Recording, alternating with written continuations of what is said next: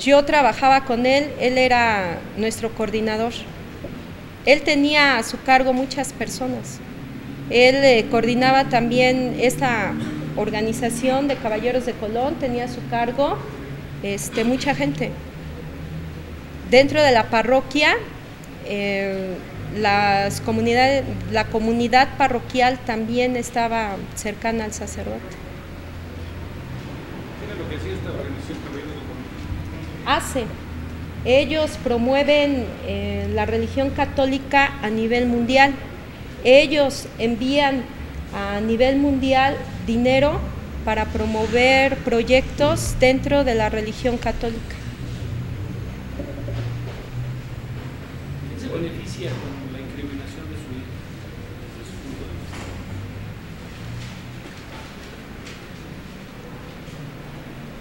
vista? El responsable del homicidio está libre. Quien privó de la vida al sacerdote está libre. Y yo pregunto, ¿a quién beneficia que mi hijo, siendo inocente, esté en la cárcel? Usted, cardenal, me dijo que tu hijo pruebe que es inocente. Yo le pregunto, cardenal Norberto Rivera, ¿está conforme con la sentencia que le dieron a mi hijo? Usted que promueve el amor al prójimo y manifiesta deseos de venganza. ¿Puede abundar un poquito más de cómo dio aviso a su hijo de este homicidio y cómo fue inculpado después? Inmediatamente cuando él es liberado, da aviso a las autoridades. Así, en ese estado de shock en el que estaba. Señora, ¿qué investigación hizo la Policía Judicial del caso? No hay ninguna prueba directa o indirecta que señale a mi hijo. No, la Procuraduría no demostró culpabilidad en mi hijo. No hay nadie que lo señale. No hay prueba alguna que lo señale. En la actualización de los dichos, el cardenal Norberto, ¿qué le ha dicho recientemente? ¿En qué quedó su testimonio? ¿Si será llamado a presentarlo o en qué situación está? ¿El cardenal qué le ha dicho? El cardenal Norberto Rivera me dio una audiencia en noviembre del 2010 y a la fecha nos cerraron las puertas, tanto Caballeros de Colón como todos los que pertenecen y están muy cercanos al cardenal Norberto Rivera. No me ha dicho nada, no me ha recibido ya. ¿Usted tiene los recursos para enfrentar este caso legalmente, para pagar abogados, o se subsidia a través de alguna fundación, alguna instancia o algo, alguna persona? No. En ese momento, el cardenal también lo que me dijo es: ¿cómo vas a seguir trabajando aquí? Tu hijo está en la cárcel. Me despidieron del trabajo. A partir de ahí, mi familia y yo hemos pasado por circunstancias muy difíciles, porque al principio pagamos abogados, que igual que los jueces, Ministerio Público, peritos, lo único que hacen es abusar del dolor, del sufrimiento, y solamente nos han pedido dinero. El defensor de oficio es el que llevó el asunto y lo sigue llevando hasta el momento. No tenemos los recursos y bueno, perdimos el trabajo. ¿Cómo se inicia el acercamiento con el diputado? ¿Usted le pide ayuda? ¿O cómo se da esta cercanía? ¿O ahora para el diputado, cómo va a ayudar? ¿Qué va a hacer desde su gestión como diputado? ¿Es posible como ciudadano? ¿O cuál es su actitud en este caso? Primero, ¿cómo llegaste conmigo? Bien, yo conozco este tema en las reuniones de audiencias públicas que doy aquí en estas instalaciones, y me entrevisto con sus familiares, y me llama la atención este y otros casos que vamos a estar desahogando poco a poco. ¿Cuál va a ser nuestra contribución?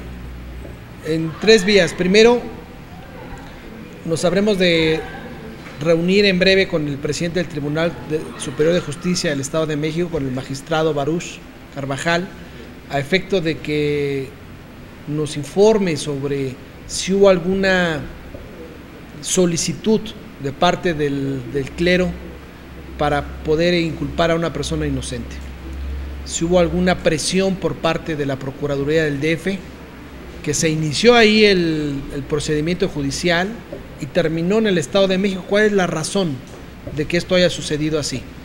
¿Por qué, si el padre perdió la vida en la Ciudad de México, por qué se le sentenció en el Estado de México?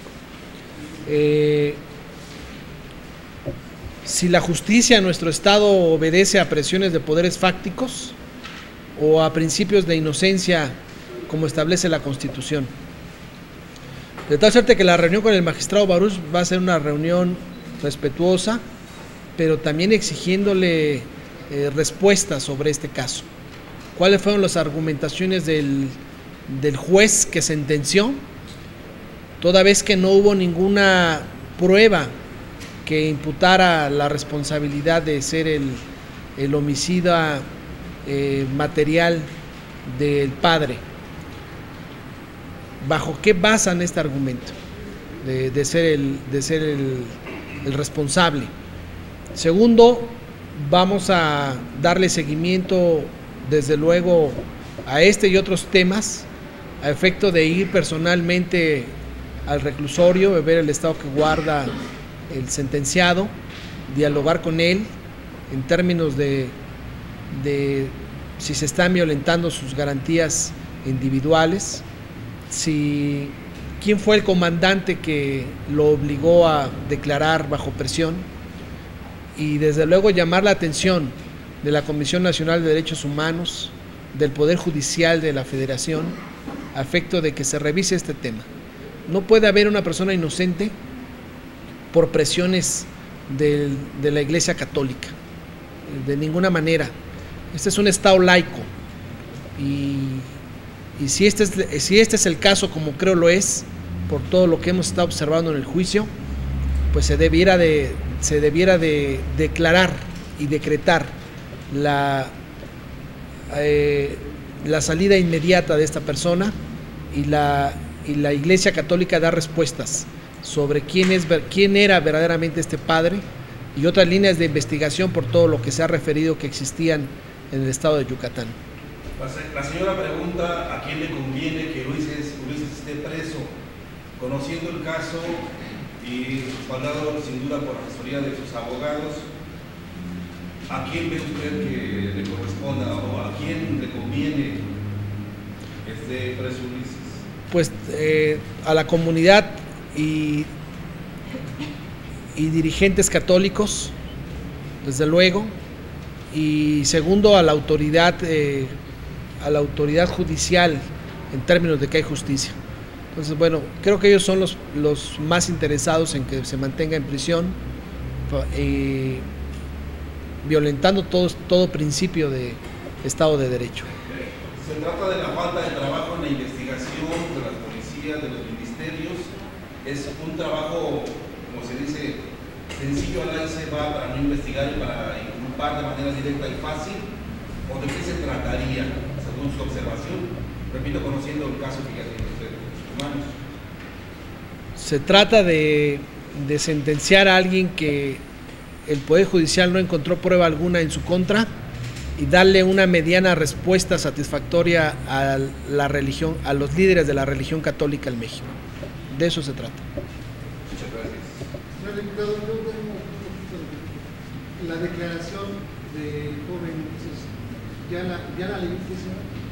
¿O ya le dijeron los abogados qué fue lo que declaró? ¿Sí? Nosotros, vuelvo a repetir, en el momento que estamos con la juez Carlota Mosco Vilchis, no reconocemos esas declaraciones, pues fueron sacadas por medio de la tortura. Ahí puede ser todo, ¿no? En la declaración de orquesta, a lo mejor lo presionaron, como se dice vulgarmente, lo calentaron, lo torturaron. Exacto. Eso es lo que queda, eso es para ahí. Oye, Miguel. Sí, nada más, bueno, obviamente no es el único caso de injusticia que se tiene en el Estado de México. Aquí la pregunta sería si esto motivaría ya a presentar algún proyecto de iniciativa y cambiar algunas de las leyes que rigen el Estado de México.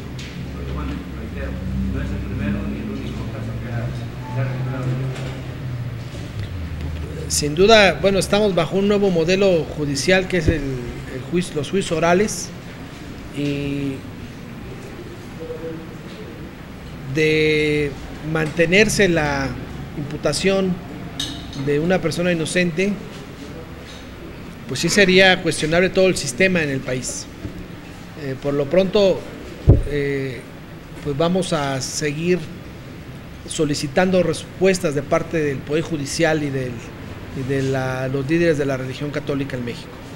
¿Pero qué falta? ¿Qué falta para obligar a que la ley se cumpla como debe ser? Se demuestre Que haya justicia para todos sin presión de poderes fácticos. Eso es lo que falta. Diputado, ¿hay algún argumento legal para que la investigación se inicie en el DF para que pudieran regular el Estado de México? Pues sí, debe haber algunos.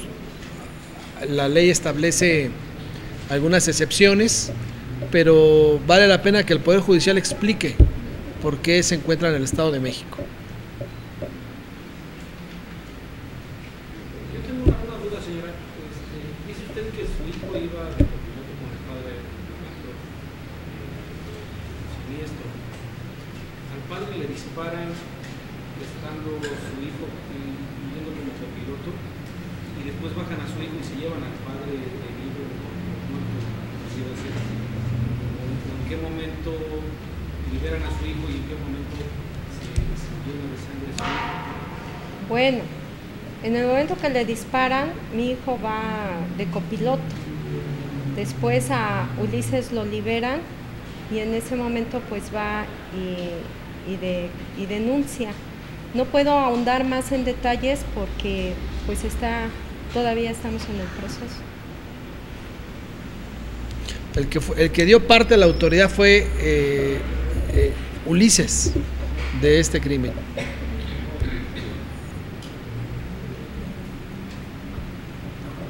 Si ya está la sentencia, ¿qué van a pedir revisión del caso o qué es lo que procede? Sí, la parte de los abogados, que son por cierto los de oficio, se encuentran estructurando el proceso judicial, la vía de la apelación y el amparo. Sin embargo, de poco servirá si hay una solicitud expresa del cardenal en términos de mantener en prisión a esta persona. Respecto a lo que dice, señora, de que bueno, se sabe de que el padre tenía relaciones en Yucatán, En Mérida. que tuvo hijos. ¿Eso lo investigaron ustedes o está centrado dentro de la averiguación? Si se llamó a gente a declarar en torno a esa situación, o únicamente el juez se ha ido con las investigaciones tratando de comprobar que su hijo es el homicida y no han buscado que algún intento de venganza que tenga que ver con el hijo del padre? Bueno, primero, el cardenal Norberto Rivera desde un principio se lava las manos y dice, es que este sacerdote pertenecía a la arquidiócesis de Mérida, pero pues estaba en catedral y era muy cercano al cardenal Norberto Rivera. Y sí, en autos obran declaraciones de obispos de Mérida, que son ellos quienes declaran el escándalo de los hijos reconocidos de este padre y de las denuncias eclesiásticas de las familias de estas menores de edad. Obra en autos y es la única investigación que el Ministerio Público hizo. Yo tengo una duda, dice usted que le disparan a su hijo. No, al padre. Al padre. Y que luego liberan a su hijo. ¿Cómo estuvo? ¿Se subieron a la unidad? ¿Iban con usted, con ellos? ¿O cómo se dio el hecho? No le puedo responder eso. Yo no iba en la camioneta, solamente iba mi hijo. Lo que pasa es que ahí nos deja un poquito de duda porque iba de copiloto. Le disparan, se entiende que el auto que iba manejando el sacerdote, o auto o camioneta, pues se estrella o le pasa algo. Nos dice usted que después liberaron. ¿Quién libera al joven? ¿Los abordan? ¿Qué pasó ahí? O sea, ahí es donde no O sea, los intercepta algún automóvil. Lo único que les puedo decir es que el homicida venía en la camioneta, era una camioneta grande Voyager de 3 hileras. El homicida ya viene dentro de la camioneta, le dispara al sacerdote. ¿Pero quién es, señora? ¿Quién es el homicida? Si venía dentro de la camioneta, ¿quién es? Bueno, eso hay que preguntarle a las autoridades. Su hijo no lo conoce. Pero su hijo no se ha defendido, o sea, no ha dicho quién era esa persona, si él también venía dentro de la camioneta. No lo sabe. No sabe, o sea, no se dio cuenta de quién le disparó al sacerdote, pero Mire, no puedo responder a eso. es que es difícil que nosotros como medios de comunicación de veras en vivo, con todo respeto, podamos hacer una nota en defensa, saliendo en defensa de su hijo, si usted no nos da toda esa información. Obviamente, su hijo tuvo que darse cuenta quién fue la persona que disparó en contra de Miren, su hijo. esto sucedió el día 17 de febrero del 2010, que fue miércoles de ceniza. Mi hijo estuvo colaborando ese día ahí en Catedral con el padre José Luis Parra y con otros sacerdotes. De Catedral sale la camioneta, más o menos a las 10 de la noche, con 3 personas a bordo. El sacerdote, mi hijo Ulises y otra persona que también es caballero de Colón, Cardoso. Dejan a esta persona y después ocurren los hechos. Cuando entra a coadyuvar el doctor Armando Martínez Gómez con el Ministerio Público y se lleva a cabo la reconstrucción de hechos, Armando Martínez Gómez empieza a manipular todo y dice, de Catedral no se va a hacer ninguna investigación, siendo que la camioneta salió de Catedral. Entonces, ahí, ¿quién tiene que investigar? Y le repito, lo que comenta mi hijo es que él va de copiloto, de repente escucha la detonación, se queda ensordecido, entra en estado de shock, pues no sabe qué es lo que está sucediendo. Y de repente, pues la sangre, ustedes saben qué es lo que sucede en el cuerpo, cómo sale la sangre y se embarra de sangre. O sea, ¿a quién le corresponde investigar eso? Y les vuelvo a repetir, él está en estado de shock psicológico, emocional. ¿Qué era lo que tenían que hacer las autoridades? Ayudarlo, ¿no? ¿Y qué es lo que hacen? Inmediatamente lo torturan para sacarle una declaración. ¿Eso a quién corresponde? Investigar. Y yo les pregunto a ustedes, pónganse en el lugar de mi hijo, un muchacho de 21 años, le disparan a esta persona que ha sido, pues, nuestro confesor, nuestro jefe inmediato, pues no sabe lo que está sucediendo. ¿Sí nos puede decir desde qué estación del metro dio auxilio? ¿Desde qué estación del metro? ¿De una estación del metro dio auxilio? No, ¿No? no. Me Eso, falta una duda. Dice usted que se oye un disparo. ¿De qué lado le pegan al padre? parece ser, no estoy segura, parece ser que aquí entró la bala. ¿Por qué?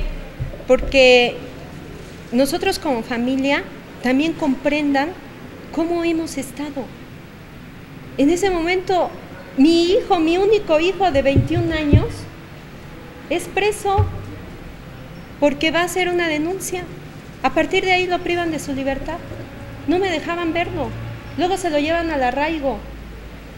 Después de 3 o 4 días es cuando me permiten verlo en el arraigo. Y luego me dejan sin trabajo.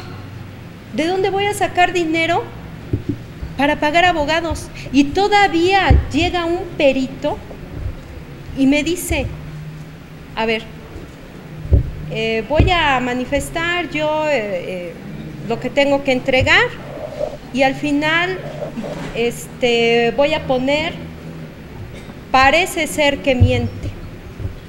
Para quitarle el parece ser que miente, deme 50,000 pesos. En esos momentos me tengo que enfrentar también a estas autoridades que ¿cómo le podemos llamar? ¿Cómo se llama el perito? No tengo en este momento el nombre. Y les vuelvo a repetir. Luego salimos en la prensa, mi hijo en primera plana, en los noticieros de la noche, que mi hijo es homosexual. Ustedes también comprendan nuestra situación como familia. Entramos también en un estado de shock psicológico.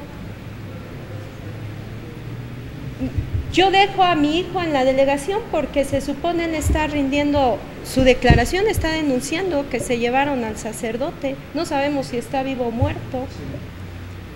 Cuando salgo de mi casa, el comandante Saavedra, con 15 personas, con armas de fuego, ya me están esperando y me llevan a la delegación.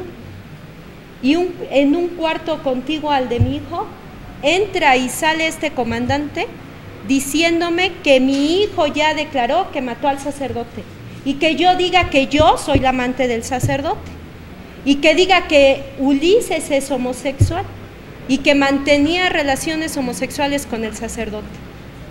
Pónganse en nuestro lugar, como familia, ¿cómo nos dejan? Las autoridades de verdad nos pisotean, violan nuestros derechos y garantías. ¿A quién podemos acudir? ¿Usted sabe si alguien de la Iglesia Católica ha pagado para que se haga todo este sitio? Lo único que sé es que el doctor Armando Martínez Gómez está registrado, obra en autos, como coadyuvante del Ministerio Público. Y cuando se realiza la reconstrucción de hechos, Armando Martínez Gómez empieza a manipular también todo. ¿El qué cargo tiene dentro de la Iglesia Católica? Es el abogado de la barra de católico.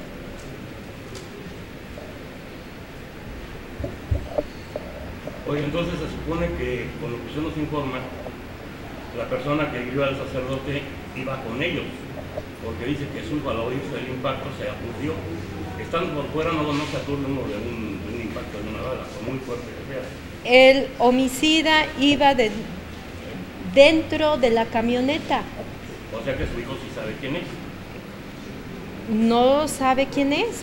Vuelvo a repetir, el homicida iba dentro de la camioneta.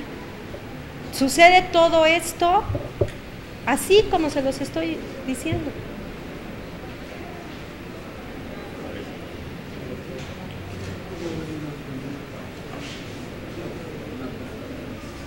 Es algo que el Ministerio Público debió haber investigado. Llevamos ya 4 años.